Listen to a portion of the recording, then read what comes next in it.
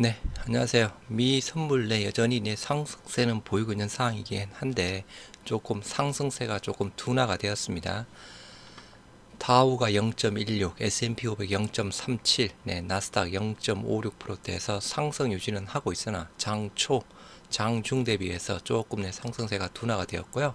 이건 그저께 나온 소식이었죠. 매드팩토, 팩토스틱과 이메티닙 병용 임상 이상 자진 철회하겠다는 부분 그저께 나왔던 소식 부분이었습니다. 그래서 이 소식 부분으로 매드팩토 또 주가가 또 급락했던 상황이는데 금일은 현재 한 2% 정도 상승세를 보이고 있긴 하네요. 그래서 매드팩토 임상 이상 이메티니까 팩토스틱에서 병용요법 임상 이상 일단은 자진 철회를 했던 상황이었고 일단은 회사 구조 자체적으로 조금 우선순위를 정해서 좀 진행을 하겠다 그런 전략 부분이었죠. 조기 상용화가 가능한 암정들의 임상에 집중하는 전략으로 수정해서 팩토스티비의 임상에 대한 포트폴리오 조정을 하게 되었다라고 이야기를 했던 사항이었고, 바이오 그래도 희망은 있다 해서 이제 세계에서 무시 안 당합니다 해서 아까 매드팩토 보셨던 거죠. 데려오죠. 팩토스틱과 머크의 키트루다의 병용 임상 3사는 지금 현재 준비 단계에 있습니다. 아까 임상 2상, 팩토스틱과 이메티닙의 병용 임상에 대한 부분은 자진 철회가 되었던 사항이었고, 유한양행, 글로벌 제약사와 공동 개발, 렉나자, 얀센, 아미반타마카, 병용 임상 3상 중이고, 그리고 ABL 바이오와 레고캠 바이오는 플랫폼 기술 수출을 주로 하고 있습니다. 특히 레고캠 바이오, ADC 플랫폼 누적 수출, 기술 수출건이 11건이나 되고, 또 우리랑 또 직접적으로 관련이 있는 익수다 테라피틱스의 또 ADC 플랫폼 기술 또 많이 수출을 했던 상황이었죠.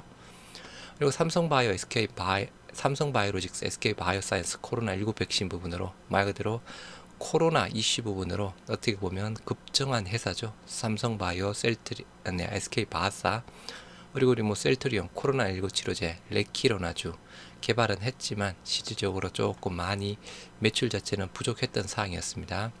그래서 일단은 조금 지금 현재까지 그죠? 지금 오늘은 제약 바이오 섹터 부분이랑 게임주가 많이 상승을 하고 있죠. 하면 어제까지만 해도 제약 바이오 섹터 많이 조금 하락세, 조금 바닥에서 좀 기고 있었던 상황이었는데요. 일단은 조금 희망이 좀 보이는 상황입니다.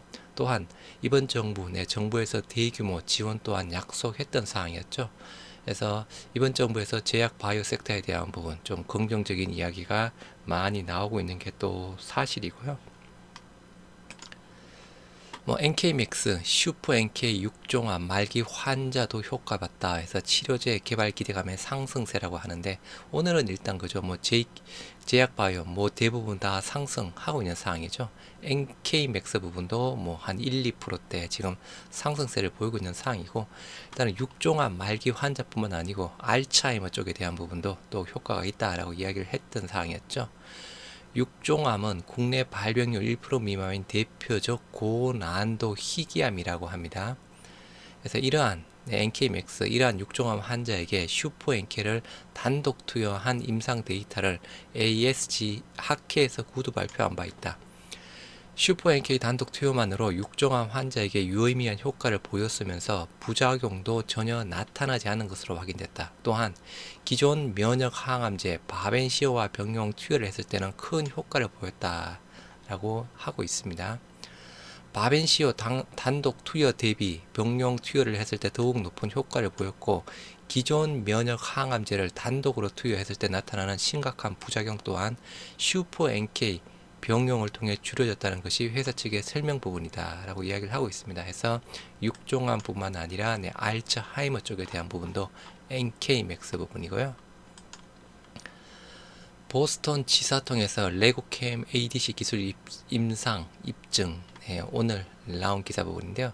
레고캠 바이오 쪽에서 이야기를 하고 레고캠 바이오 회사에 대해서 이야기를 하고 있는 사항입니다. 미국 지사 설립을 통해 임상 1상까지는 자체적으로 진행을 하고 임상 2상부터는 빅파마 등 파트너사와 공동 개발을 도모할 계획이라고 합니다. 그래서 ADC 설립 배경 및 목적 해서 또 질문과 또 답변을 하고 있는 사항이고요. 네, 뭐 주요 임상 파이프라인, 네, TROP2 타겟 HC 파이프라인 LCB84를 이야기를 하고 있습니다. ADC 분야에서 미국 길리어드 사이언스가 보유한 트로델비가 품목 허가를 받았고, 이어 다이이치 상코가 개발해서 아스트라제네카의 기술을 이전한 DS1062도 후기 임상을 진행하고 있다고 하고, 그 이후 레고캠 바이오가 LCB84 부분이라고 합니다. 그래서 TROP2 타겟으로 세 번째로 품목 허가를 받는 ADC 약물이 된다라고 이야기를 하고 있고요. 자체 임상은 어디까지 진행하나? 우선 임상 1상까지는 자체적으로 진행한다. 임상 2상부터는 파트너와 공동 개발을 도모할 예정이라고 합니다. 그래서 ADC 국내 선두전자 레고캠 바이오 쪽에 대한 부분, 일단은 올해 2022년 결실을 맞을 수 있는 한 해라고 정권사들이 조금 이야기를 하고 있습니다. 또 결실이 되면 그죠. 기존에는 조금 뭐 기술 수출 이전 부분으로 조금 이슈가 되었는데, 이제는 임상 1상 결과가 더 나옴에 따라서 조금 주가 가치, 기업 가치가 조금 오를 수 있다라고 이야기를 하고 있고요. HLB 관계사 이뷰노믹, 교모 세포종 이상 데이터 8개 또 나올 거라고 합니다.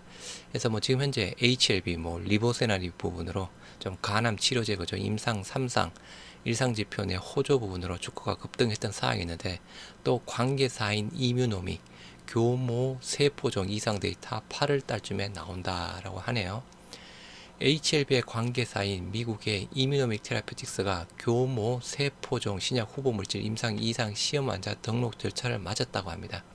늦어도 8월 안에 구체적인 데이터를 공개할 수 있을 것이다 라고 이야기를 하고 있는 사항이고요. 올해 11월께 미국 신경종양학회 연례회의에서 임상시험 결과를 발표할 수 있을 것이라며 일상 결과를 재현할 것이다 라고 이야기를 하고 있습니다. 이 후보 물질 임상 1상 시험에서 환자의 생존기간 중앙값을 40개월을 달성했다고 합니다. 그래서 대조군이 14개월에 불과했던 점을 고려하면 환자 생존율을 크게 높인 결과다라고 이야기를 하고 있는 사항이네요. 또한 이뮤노믹 나스닥 상장을 계획 중이라고 합니다. 여러 주관사를 통해 제안서를 받고 있는 단계다. 바이오 투자 분위기가 좋지 않은 상황에서 서두르지 않겠다. 파이프라인의 잠재력이 크기 때문에 기업 가치를 저평가받으면서 무리하게 기업 공개에 나설 이유는 없다라고 이야기를 하고 있습니다. HLB 관계사면 또 HLB 뭔가 또 그죠, 긍정적으로 또 작용할 이슈 부분 자체가 또 생길 수 있는 사항이고요. 52주 신저가 후 반등호나 우리 셀트리온 삼형제 지금 현재 조금 장중보다는 조금 하락세 부분이죠. 조금 급등은 하고 있습니다. 물론 또 전체 시장 자체가 또 상승을 했다가 전체 시장도 마찬가지 조금 하락세를 보이고 있는 상황이라서 조금 다시 조금 빠지고 있는 상황인데 그죠. 올해 지금 오늘은 시장 대비해서 아주 강한 모습을 보여주고 있는 상황입니다. 그래서 지금까지 나온 부분 특별히 이렇게 5, 6%대까지 급등할 만한 이유 자체는 없습니다. 마땅한 이유는 없고 말씀드리면 그죠, 제약 바이오 섹터가 그동안 많이 빠졌던 부분, 게임주도 마찬가지였고 낙폭 과대주 쪽으로 조금 수급이 많이 쏠리는 듯 합니다. 그래서 제약 바이오 쪽에 대한 삼성 바이오 부분이라든가 HLB 그리고 헬릭스미스 SK 바사 등등 해서 조금 제약 바이오 쪽으로도 많이 또 훈풍이 불고 있습니다. 메디포스트 또한 마찬가지 부분이고요. 그래서 그러한 이유 부분으로 오늘은 상승하고 있다라고 보시면 될 듯합니다. 아무튼 바이오 관련주 NK맥스, 레고캠 바이오 그리고 HLB 그리고 우리 셀트리온 삼바 정도에서 뉴스가 나오면 계속 공유 드리도록 하겠습니다. 감사합니다.